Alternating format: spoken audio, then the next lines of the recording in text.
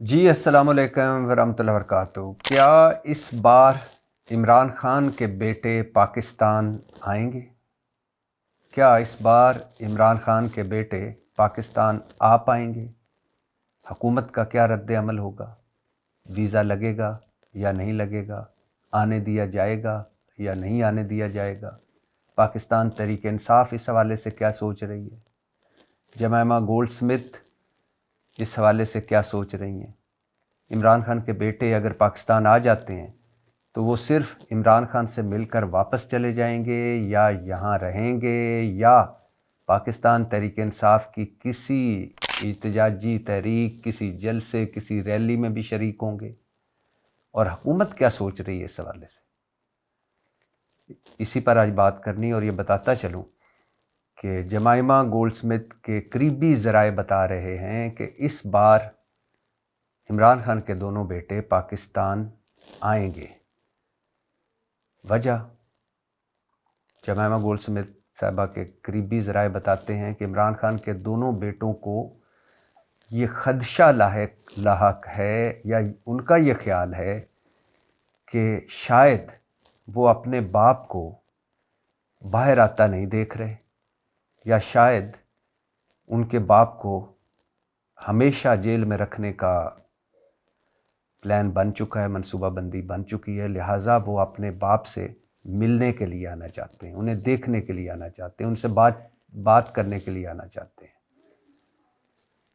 क्या हो रहा है इस हवाले से और क्या होगा इस हवाले से, इस पर आज बात करनी है। लेकिन इस पर बात करने से पहले ये बताता चलूँ कि लाहौर GOR1 हमला केस, लाहौर GOR1 गेट हमला केस, मतलब 9 मई का एक और केस, और एक और केस में यास्मीन राशिद, उमर सरफराज चीमा, एजाज़ चौधरी, मियां महमूद रशीद समेत पाकिस्तान तहरीक इंसाफ के सियासतदानों और कारकुनों को हुई सज़ाएँ। यास्मीन राशिद, उमर सरफराज चीमा, एजाज़ चौधरी, मियां महमूद रशीद को 10-10 साल कैद की सज़ाएँ हुई हैं, जबकि 9 मई के एक और केस में शाह महमूद कुरैशी, मतलब इस केस से भी शाह महमूद कुरैशी को बरी कर दिया गया है। शाह महमूद कुरैशी चौथा केस है जिससे, 9 मई का चौथा केस है, तीसरा या चौथा केस जिससे बरी हुए हैं, और अभी उन पर और भी केस हैं। और शाह महमूद कुरैशी पर 9 मई का केस एक बहुत बड़ा झूठ है, यानी एक बहुत बड़ा जुल्म हो सकता है, क्योंकि उनको 1.5-2 साल हो गए जेल में। कौन हिसाब देगा शाह महमूद कुरैशी की इस जेल का? वैसे तो जिस तरह 9 मई के केसेस चलाए जा रहे हैं, जिस तरह की मज़का खेज़ और मखौलिया किस्म की गवाहियाँ हैं, जिस तरह के मखौलिया किस्म के ट्रायल हैं, और जिस तरह की सज़ाएँ हैं थोक के हिसाब से, वो भी एक ऐसा अलमिया है कि जिसका किसी न किसी को हिसाब देना पड़ेगा।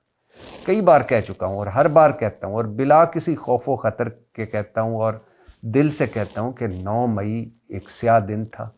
9 मई के दिन जो कुछ हुआ वो नहीं होना चाहिए था, लेकिन 9 मई के बाद जो कुछ हुआ है वो भी नहीं होना चाहिए था। हमें बताया गया था कि 9 मई के हवाले से जियो फेंसिंग डेटा मौजूद है, मोबाइल रिकॉर्ड मौजूद हैं, वादा माफ गवाह मौजूद हैं,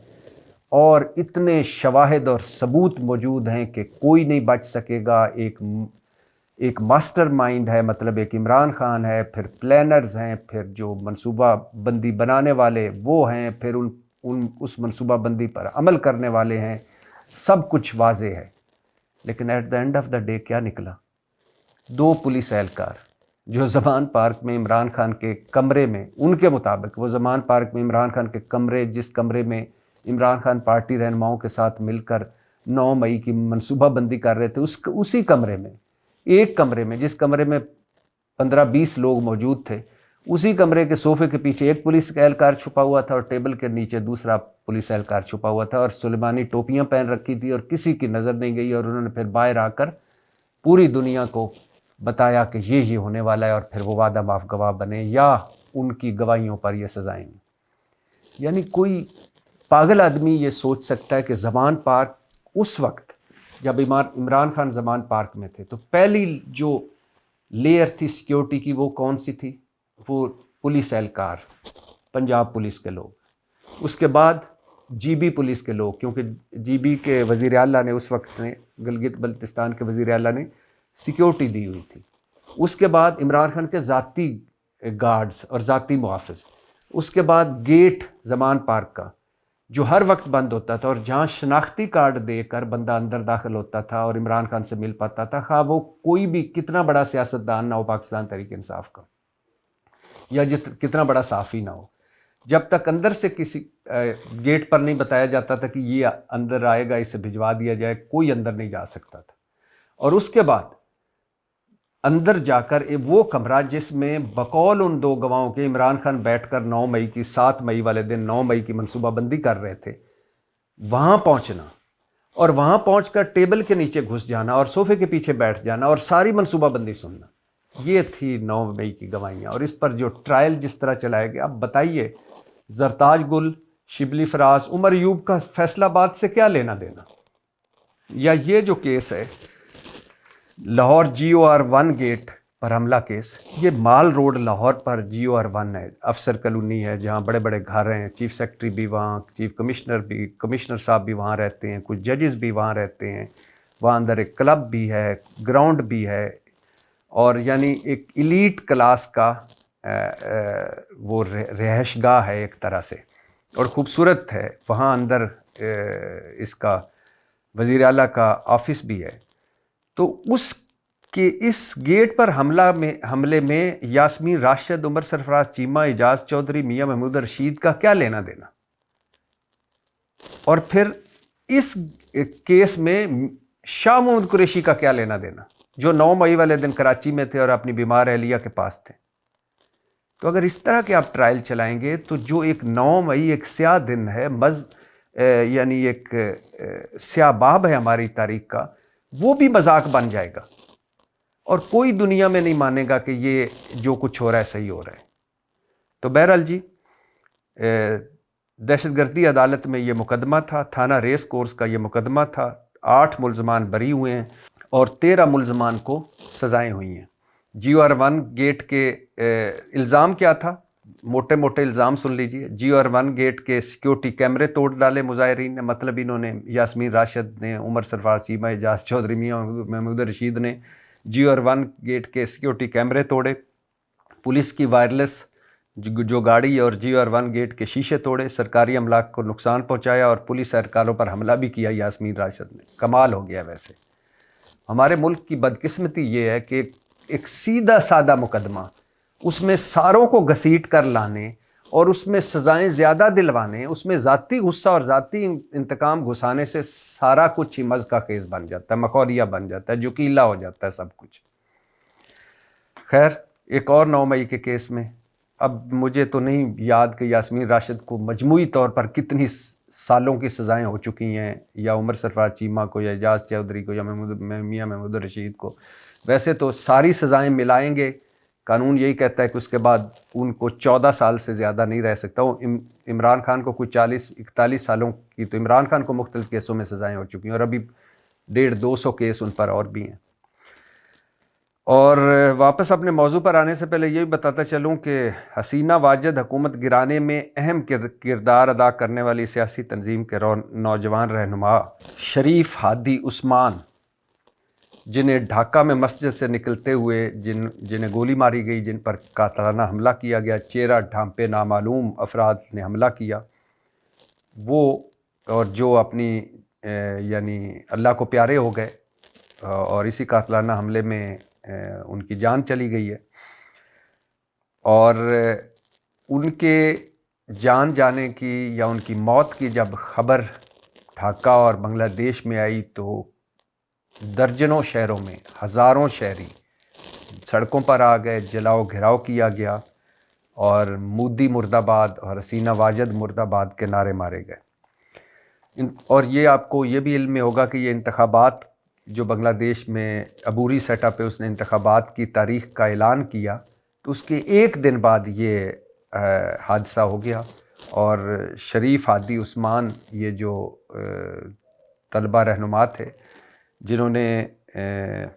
پولیٹیکل سائنس ڈپارٹمنٹ سے ڈگری حاصل کر رکھی تھی، ایک مدرسہ سے عالم کی ڈگری بھی حاصل کی ہوئی تھی اور ایک نجی یونیورسٹی میں یہ پڑھاتے بھی تھے، اور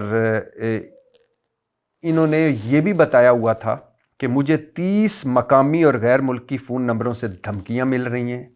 کہ مجھے مار دیا جائے گا، میرا گھر جلا دیا جائے گا، میری والدہ بہن اہلیہ کا ریپ کیا جائے گا، اور بالآخر ڈھاکہ میں ان منہ ڈھانپے لوگوں نے ان پر گولیاں چلائیں، اور حملے کے فوراً بعد انہیں ڈھاکہ میڈیکل کالج لایا گیا، وہاں سے ایک نجی ہسپتال میں شفٹ کیا گیا اور وہاں سے سنگاپور شفٹ کیا گیا، لیکن ان کی جان نہیں بچ سکی۔ سیدھا سادہ ہے جو شریف ہادی عثمان کا سیدھا سادہ جرم، ایک تو حسینہ واجد کے خلاف وہ نکلے اور کمال یہ سارے طلبہ تنظیم نکلی اور حسینہ واجد حکومت گرا دی، دوسرا یہ شریف ہادی عثمان بھارت مخالف تھے اور بھارت کے خلاف ان کی تقریریں آج بھی آپ سوشل میڈیا پہ دیکھ سکتے ہیں۔ تو سیدھا سادہ معاملہ ہے، بھگوڑی حسینہ واجد اس وقت بھارت میں ہے اور را کے ساتھ بیٹھی ہے، اور یہ ساری کارستانی را کی ہے۔ ظاہر ہے را اب ڈائریکٹ جو بنگلہ دیش سے را بھی آؤٹ ہو گیا، حسینہ واجد جو بھارتی ایجنٹ تھی وہ بھی آؤٹ ہو گئی، نریندر مودی بھی آؤٹ ہو گیا، بھارتی اثر رسوخ بھی آؤٹ ہو گیا، اور پاکستان اور بنگلہ دیش قریب آنے لگ گئے، اور آگے ظاہر ہے خالدہ ضیاء جو بہت کریٹیکل ہیں، جو سنا جا رہا ہے کہ وینٹیلیٹر پر ہیں، لیکن ان کی پارٹی اور جماعت اسلامی اور طلبہ تنظیم یہ زیادہ سیٹیں لیں گے جو اس وقت ٹرینڈ نظر آ رہا ہے اگر انتخابات ہوتے ہیں۔ بھگوڑی حسینہ واجد کا تو کوئی کامیابی کے آثار نہیں ہے، لیکن اب را ایکٹیو ہے اور وہ چن چن کر بنگلہ دیش کے ان طلبہ رہنماؤں اور ان لوگوں کو مارنے کی کوشش کرے گی را جو پاکستان کے حامی ہیں، جو بھارت کے مخالف ہیں اور جو حسینہ واجد کے مخالف ہیں۔ را اور بھارت ایک عالمی دہشت گردی کا سمبل بن چکے ہیں، Canada who, America who, you کے ہو یا پاکستان ہو، کئی جگہوں پہ تو بھارت خود مانتا ہے کہ ہاں ہم نے بندے مارے ہیں۔ پاکستان کے حوالے سے بھارتی وزیر کہہ چکے ہیں کہ ہم نے 20 لوگوں کو مارا ہے، جبکہ کینیڈا کے سابق وزیر اعظم ٹروڈو صاحب بھی کہہ چکے ہیں کہ جس طرح سکھ رہنما کو مارا گیا، قتل کیا گیا، اور اسی طرح امریکہ۔ تو بھارت کئی ملکوں میں اب دہشت گردی کروا چکا ہے، اور کئی ملکوں میں بھارت اور را کے افسروں کے خلاف مقدمے ہیں، اور اب بنگلہ دیش بھی اس کے ٹارگٹ پر ہے۔ ظاہر ہے اس پاکستان نے جب مارکہ حق اور آپریشن بنیاد مرصوص میں بھارت کو پھنٹی لگائی تو اس خطے میں اس کا چودھری ہونے کا امیج ٹوٹ گیا، اور بنگلہ دیش سے آؤٹ ہو گیا جب حسینہ واجد بھگوڑی کو بھاگنا پڑا، نیپال سے بھارت آؤٹ ہو رہا ہے، سری لنکا میں بھارت کے خلاف مظاہرے ہو رہے، پاکستان تو ہے ہی، اب بھارت کے پاس کیا رہ گیا؟ بھارت کے پاس افغانستان رہ گیا، ایران سے بھی بھارت آہستہ آہستہ آؤٹ ہو رہا ہے۔ تو اس سارے خطے میں بدلتی صورتحال را کو کیسے ہضم ہوگی؟ تو را اب ان لوگوں پر چن چن کر حملے کرے گا، ان لوگوں کو چن چن کر مارنے کی کوشش کرے گا جو بھارت مخالف ہیں، جو بھارت کے اثر و رسوخ کو کم کر سکتے ہیں یا بھارت کے اثر و رسوخ کے خلاف ایک دیوار کی صورت کھڑے ہیں۔ تو شریف ہادی عثمان کے جانے کا دکھ ہوا، نوجوان تھے، بڑے ان کے آگے ارادے تھے سیاست میں حصہ لینے کے، اور بنگلہ دیش میں ایک طلبہ کو، یوتھ کو آگے لانے کے حوالے سے ان کے بڑے پلانز تھے، منصوبے تھے، لیکن راہ کام کر گئی اور شریف ہادی عثمان کی جان چلی گئی۔ اور واپس اپنے موضوع پر آنے سے پہلے یہ بتاتا چلوں کہ سینٹ کی قائمہ کمیٹی برائے مواصلات کا ہوا اجلاس، اور اس میں علیم خان جو وفاقی وزیر ہیں ان میں اور سینیٹر پلوشہ خان میں ہوئی تلخ کلامی بات شٹ اپ تک پہنچی بلکہ you shut up and you shut up, سخت جملوں کا تبادلہ ہوتا رہا۔ میں تمہارے کرتوت سب کے سامنے رکھوں گا، یہ علیم خان صاحب کہہ رہے ہیں ایک خاتون سینیٹر کو، پلوشہ خان کو، میں تمہارے کرتوت سب کے سامنے رکھوں گا، اور ایسی بات کرنے کی جرت کیسے ہوئی تمہاری، پلوشہ خان صاحبہ بولی۔ اور پھر انہوں نے کہا کہ میں نے ایک سوال کیا ہے کہ NHA لاہور کی ایک سڑک جو سرکاری پیسوں سے بنی ہے، جو ہمارے ٹیکسوں کے سے بنی ہے، اس سے پارک ویو سوسائٹی جو آپ کی سوسائٹی ہے، لاہور کی سوسائٹی ہے، اس کو کوئی فائدہ ہوا ہے یا نہیں؟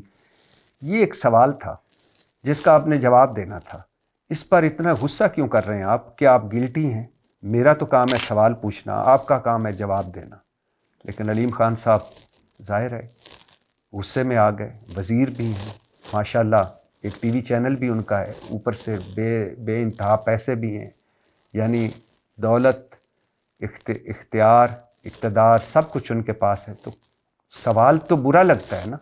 ایک وقت آتا ہے کہ حکمرانوں کو سوال برے لگتے ہیں, ان کو وہ چاہتے ہیں کہ اٹھیں اور سارے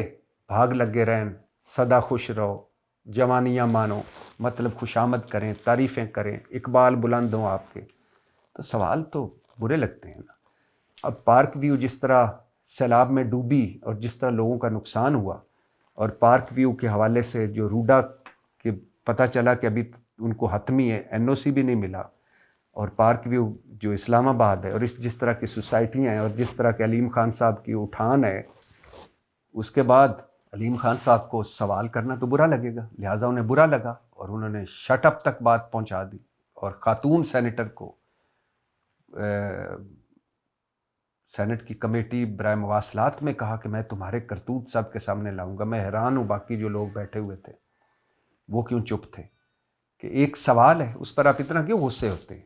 آپ سوال کا جواب دینا چاہتے ہیں دے, نہیں دینا چاہتے ہیں نہ دیں,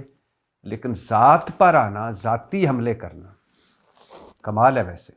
علیم خان صاحب کا آپ کو پتہ ہونا چاہیے کہ عمران خان صاحب کی ان کو اے ٹی ایم کہا جاتا تھا. علیم خان اور جہانگیر ترین کے حوالے سے مسلم لیگ اور پیپلز پارٹی والے کہتے تھے یہ عمران خان کی اے ٹی ایم ہیں, یہ کرپٹ ہیں, یہ ڈاکو ہیں, اور یہ شوگر مافیا ہیں, یہ ریئل اسٹیٹ مافیا ہیں, انہوں نے ملک تباہ کر دیا ہے. اور علیم خان صاحب تقریریں کرتے تھے کہ شہباز شریف, نواز شریف, میں اپنے باپ کا تخم نہیں ہوں کہ میں تمہارے ساتھ یہ نہیں کر دوں گا, وہ نہیں کر دوں گا. اور پھر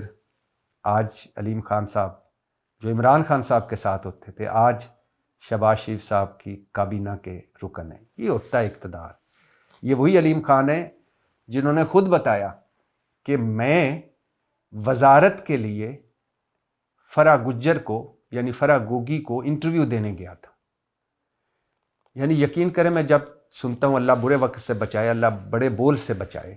کبھی بھی اللہ ایسا وقت نہ لائے. اللہ سے عاجزی اور انکساری کے بعد یہ میں بات کر رہا ہوں کہ مجھے اگر کہا جاتا کہ تمہیں وزیر اعظم بنایا جائے گا لیکن جاؤ فرا گجر کو انٹرویو دے کے آؤ, اگر انہوں نے سلیکٹ کر لیا تو تم وزیر اعظم, ریجیکٹ کر دیا تو وزیر اعظم نہیں, تو میں پھر بھی اس وزارت عظمیٰ پر 3 لفظ بھیج کر نکل جاتا کہ جس عہدے کے لیے, جس وزارت کے لیے, جس چیز کے لیے مجھے فرا گجر کو انٹرویو دینا ہے, اس پہ 3 لفظ. علیم خان صاحب اللہ نے بہت کچھ دیا ہوا ہے, ماں باپ پروفیسر تھے, پتہ نہیں اللہ نے چھپڑ پھاڑ کے دیا, وہ ایک علیحدہ ٹاپک ہے, اس پہ پھر کبھی بات کریں گے. اب ان کے پاس ٹی وی چینل بھی ہے, وہ عمران خان صاحب کے قریبی بھی تھے. تو کیا فرق پڑتا تھا ایک وزیر خوراک پنجاب بننے کے لیے فرا گجر کے ہاں پہنچ گئے انٹرویو دینے کے لیے؟ کیا ضرورت محسوس ہوئی؟ نہیں دینا چاہیے تھا, کیونکہ اللہ نے اتنا کچھ دیا ہوا تھا, وزارت ہوتی نہ ہوتی. ہاں آپ وزارت اعلیٰ کے لیے اگر آپ امیدوار تھے, اور یہ تھے, اور عثمان بزدار جب وزیر اعلیٰ تھے تو ان کا نام پہلے بھی آیا اور بعد میں بھی آیا, اور پھر نیب میں یہ اریسٹ بھی ہوئے. خیر وہ بھی ایک کہانی ہے, اس کے پیچھے بھی ایک کہانی ہے. تو خیر سینٹ کی قائمہ کمیٹی برائے مواصلات میں علیم خان صاحب نے ایک سوال پوچھنے پر خاتون سینیٹر پلوشا خان کو یہاں تک کہہ دیا کہ میں تمہارے کرتوت سب کے سامنے رکھوں گا. سنا بعد میں سیکرٹری مواصلات نے پلوشا خان صاحبہ کو منانے کی بھی کوشش کی, کمیٹی ممبران نے بھی صلح کروانے کی کوشش کی, لیکن پلوشا خان صاحبہ نے کہا کہ نہیں, میرا کام ہے سوال کرنا, ان کا کام ہے سوالوں کا جواب دینا, اور اگر اس کے جواب میں یہ میری ذات پر آئیں گے تو پھر میں بھی سارا کچھ سامنے رکھوں گی. تو بہرحال بہت تلخ کلامی ہوئی اور بات کیسے کہا ہے شٹ اپ تک جا پہنچی. خیر واپس آتے ہیں اپنے موضوع پر, اور میرا موضوع یہ ہے کہ کیا اس بار عمران خان کے بیٹے پاکستان آئیں گے؟ کیا اس بار عمران خان کے لیے کہ بیٹے پاکستان آ جائیں گے؟ لندن میں جمائمہ گولڈ سمتھ کے قریبی ذرائع کہتے ہیں کہ اس بار ضرور آنے کی کوشش کریں گے عمران خان کے دونوں بیٹے. حکومت کیا سوچ رہی ہے اس وقت تک؟ حکومت سوچ رہی ہے کہ ہلکی ہلکی ڈھولکی پر ایسی جیسے پچھلی بار دھمکیاں دی گئی تھیں کہ گرفتار بھی ہو سکتے ہیں. ایک وزیر کہتا تھا نہیں ان کا حق ہے وہ اپنے باپ سے آ کے ملیں, دوسرا وزیر کہتا تھا کہ نہیں اگر انہوں نے کوئی ادھر ادھر کی سرگرمی دکھانے کی کوشش کی پولیٹیکل سرگرمی کے حوالے سے کوئی، تو پھر انہیں گرفتار بھی کر لیا جائے گا. مشکل ہے ان کا آنا یہاں، کوئی آسان تھوڑی ہے. پچھلی مرتبہ پتہ چلا تھا، علیمہ خان صاحبہ نے بتایا تھا کہ دونوں کے جو پاسپورٹس ہیں یا جو پاکستانی وہ شناختی کارڈ یا پاکستانی شہریت کے حوالے سے جو ان کے پاس چیزیں تھیں وہ نہیں مل رہی، مطلب انہیں ویزا لینا پڑے گا. تو پہلی بات تو یہ ہے کہ حکومتی بیانات ایسے ہوں گے کہ ہلکی ہلکی ڈھولکی پر کہ جمائمہ گولڈ سمتھ انہیں پاکستان بھیجیں ہی نہ پچھلی مرتبہ کی طرح. اور اگر پھر بھی انہوں نے بھیج دیا، جیسا کہ اس بار عمران خان کے دونوں بیٹے بڑے اس حوالے سے وہ پکے ارادے رکھتے ہیں کہ انہیں پاکستان جانا ہے، اور ان کا کہنا ہے کہ اس بار وہ ضرور جا کر اپنے والد سے ملیں گے. تو پہلے تو ہلکی ہلکی رکاوٹیں کھڑی کی جائیں گی، لیکن at the end of the day حکومت اجازت دے گی. کیا پاکستان میں آ کر عمران خان کے بیٹے سیاسی سرگرمیوں میں حصہ لیں گے؟ ایسا نہیں لگتا. وہ آئیں گے، عمران خان سے ملیں گے، ہو سکتا ہے کہ وہ عمران خان کی پارٹی کے سیاستدانوں سے ملیں، بات چیت کریں، کچھ انٹرویوز دیں، لیکن کوئی اس طرح کی پولیٹیکل سرگرمی میں حصہ نہیں لیں گے. لیکن یہ ضرور سوچا جا رہا ہے پارٹی کے اندر بھی اور عمران خان کی فیملی کے اندر بھی کہ اگر علیمہ خان صاحبہ کو باقاعدہ طور پر پارٹی کا ہیڈ نامزد کر دیا جائے تو پارٹی ایک جھنڈے تلے اکٹھی ہو سکتی ہے. اور اگر عمران خان کا کوئی بیٹا آ کر لیڈ کرے تو یہ بھی ہو سکتا ہے. یعنی عمران خان کی رہائی تک یہ سارا میں بتا رہا ہوں. یہ نہیں کہ مستقل جیسے دوسری پارٹیوں میں ہے کہ والد بھی چیئرمین تو بیٹا بھی شریک چیئرمین، والد صدر تو بیٹی بھی تو بھائی بھی تو بھتیجا بھی، سارے پارٹی کے عہدیدار. ایسا نہیں، عمران خان کی رہائی تک کوئی فیملی ممبر پارٹی کو لیڈ کرے، یہ ضرور سوچا جا رہا ہے. اور یہ بھی سوچا جا رہا ہے کہ عمران خان کے بیٹوں کو کہا جائے کہ وہ کم از کم جو باپ کی رہائی کے حوالے سے یا عمران خان کی رہائی کے حوالے سے ایسے ہی مؤثر طور پر عالمی سطح پر اپنا مقدمہ لڑتے رہیں اور لوگوں کو بتاتے رہیں. آپ کو پتہ ہونا چاہیے، ذہنوں میں ہونا چاہیے کہ عمران خان کے بیٹے امریکہ میں بھی گئے اور وہاں بھی انہوں نے سینیٹر سے بھی ملاقاتیں کی، صدر ٹرمپ سے ملنے کی کوشش کی جو کامیاب نہیں ہو سکی، اور وہاں بھی انہوں نے کئی انٹرویوز دی اور باپ کے لیے حوالے سے بات چیت کی. اور پھر ابھی اسکائی نیوز کی یلدا حکیم کو جو دیے گئے انٹرویوز، حکومت اس پر بڑی سیکھ پائے اور یلدا حکیم تک کو پاکستان مخالف قرار دے دیا ہے. انٹرویو میں عمران خان کے بیٹوں، یعنی میں یلدا حکیم کے انٹرویوز کے چند چیزیں آپ کے سامنے رکھتا ہوں تاکہ آپ کو پتہ چلے کہ عمران خان کے بیٹے کیا سوچ رہے ہیں اور کیوں حکومت نے اسکائی نیوز کی یلدا حکیم کو بھی پاکستان مخالف ڈکلیئر کر دیا. قاسم اور سلیمان نے اپنے والد کے بارے میں، یہ یلدا حکیم اسکائی نیوز کی جو ہے اینکر ہیں، ان کو انٹرویو دیتے ہوئے اپنے والد کے حوالے سے تفصیل سے گفتگو کی. دونوں بیٹوں نے کہا کہ والد کو پینے کے لیے جیل میں گندا پانی دیا جا رہا ہے. عمران خان کو جیل میں گندا پانی پینے کے لیے دیا جا رہا ہے، کھانا بھی ایسا ہے کہ انتہائی خراب. والد کو ذاتی معالج تک رسائی نہیں ہے، اور اس کوٹھڑی میں عمران خان کو رکھا گیا ہے جہاں سزائے موت کے قیدیوں کو رکھا جاتا ہے. اس طرح کی کوٹھڑیوں میں مشکل سے دن کی روشنی آتی ہے، اکثر ان کی بجلی بھی کاٹ دی جاتی ہے، اور اس وقت والد کے باہر نکلنے کا راستہ مشکل ہوتا نظر آ رہا ہے. ہم کوشش کر رہے ہیں لیکن حالات بدتر سے بدتر ہوتے جا رہے ہیں. جن لوگوں کے پاس طاقت ہے ان کا رویہ مزید سخت ہوتا جا رہا ہے. جن لوگوں کے پاس طاقت ہے، عمران خان کے بیٹے کہہ رہے ہیں کہ جن لوگوں کے پاس طاقت ہے ان کا رویہ مزید سخت سے سخت ہوتا جا رہا ہے. عمران خان کا باہر نکلنا مشکل نظر آ رہا ہے. اور یہ جملہ سنیے جس کی وجہ سے عمران خان کے بیٹے پاکستان آنا چاہ رہے ہیں. عمران خان کے بیٹوں نے یلدا حکیم جو اسکائی نیوز کی اینکر ہے اس کو انٹرویو دیتے ہوئے یہ جملہ کہا کہ ہم پریشان ہیں کہ شاید ہم اپنے والد عمران خان کو دوبارہ کبھی نہ دیکھ پائیں، دوبارہ کبھی نہ زندہ دیکھ پائیں. یہ وجہ ہے کہ جس کی وجہ سے عمران خان کے بیٹے اپنی والدہ جمائمہ گولڈ سمتھ کے ساتھ بیٹھے، لمبی ڈسکشن ہوئی، اور اس کے بعد والدہ نے انہیں تمام سیکیورٹی، تمام خطرات، تمام خوف کے باوجود کہا کہ آپ ضرور جائیں اس بار پاکستان اور جا کر ملیں عمران خان سے. اور یہ بھی ذہنوں میں رہے کہ گزشتہ ہفتے اقوام متحدہ کی تشدد سے متعلق خصوصی نمائندہ جو ہیں ایلس جیل ایڈورڈز، اس نے بھی کہا تھا کہ 26 ستمبر 2023 کو راولپنڈی کی اڈیالہ جیل منتقل کیے جانے کے بعد سے عمران خان کو مبینہ طور پر حد سے زیادہ قید تنہائی میں رکھا گیا ہے، جہاں انہیں دن میں 23 گھنٹے ان کے سیل میں رکھا جاتا ہے، جبکہ بیرونی دنیا تک ان کی رسائی بھی انتہائی محدود ہے، اور یہ سب انسانی حقوق کے بین الاقوامی قانون کے تحت طویل یا غیر معینہ قید تنہائی ممنوع ہے، لہٰذا بنا کسی تاخیر کے عمران خان کی قید تنہائی ختم کی جائے۔ پوری دنیا کہہ رہی ہے، پوری دنیا کے لوگ کہہ رہے ہیں، امریکہ سے بھی آوازیں آئیں، اقوام متحدہ سے بھی اب آوازیں آئیں، اقوام متحدہ کا ورکنگ جو گروپ ہے اس نے بھی قرارداد پاس کی،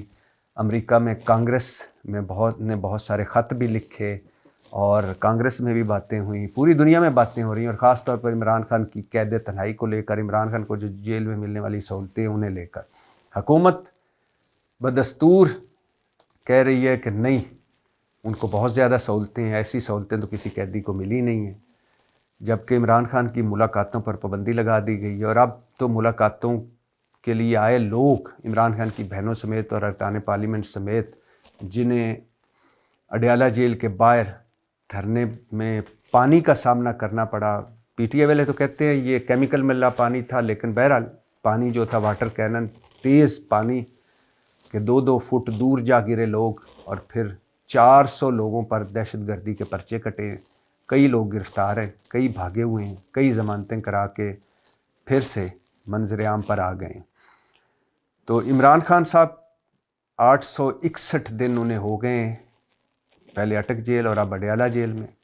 رہائی کی امیدیں عمران خان کے بیٹوں کے مطابق بہت کم ہیں،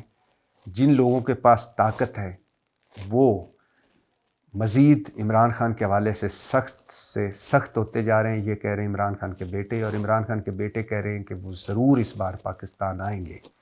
عمران خان کے بیٹے اگر پاکستان آنا چاہیں گے تو حکومت جتنی بھی رکاوٹیں ڈالنے کی کوشش کرے گی، رکاوٹیں نہیں ڈال پائے گی، کیونکہ انٹرنیشنل پریشر ہے، اور یہ پوری دنیا میں کوئی عمران خان کا حامی ہو یا مخالف ہو، پوری دنیا اس کے پیچھے کھڑی ہوگی کہ عمران خان کے بیٹوں کو عمران خان سے ملنے کی اجازت ہونی چاہیے۔ تو اگر جیسا کہ ابھی جمائمہ گولڈ سمتھ کے قریبی ذرائع کہہ رہے ہیں کہ اس بار وہ اپنے دونوں بیٹوں کو بھیجیں گی، تو اس بار عمران خان کے بیٹے آئیں گے، حکومت کو اجازت دینا پڑے گی، ہاں حکومت کو سیکیورٹی بھی دینا پڑے گی، حکومت کوئی اتنا بڑا مس ایڈونچر کا خطرہ مول نہیں لے سکتی، سیکیورٹی بھی دینا پڑے گی، ہاں حکومت اتنا ضرور کرے گی، اتنی تسلی کہ وہ کسی سیاسی ایکٹیویٹی میں حصہ نہ لیں۔ اور اس بار ابھی تک یہ سنا جا رہا ہے کہ عمران خان کے بیٹے کسی سیاسی ایکٹیویٹی میں حصہ نہیں لیں گے۔ البتہ یہ ضرور سنا جا رہا ہے کہ اس وقت جب Pakistan Tehreek Insaf back foot position پہ ہے، ڈیفینسو ہے، اور حکومت کا ون پیج مکمل کنٹرول کر کے بیٹھا ہے ملک کے حالات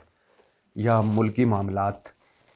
تو اس موقع پر عمران خان کی کہ کسی فیملی ممبر، خواہ بہن ہو خواہ بیٹا ہو، اسے پارٹی کی قیادت کرنی چاہیے، تاکہ پارٹی اور پارٹی کے کارکنوں میں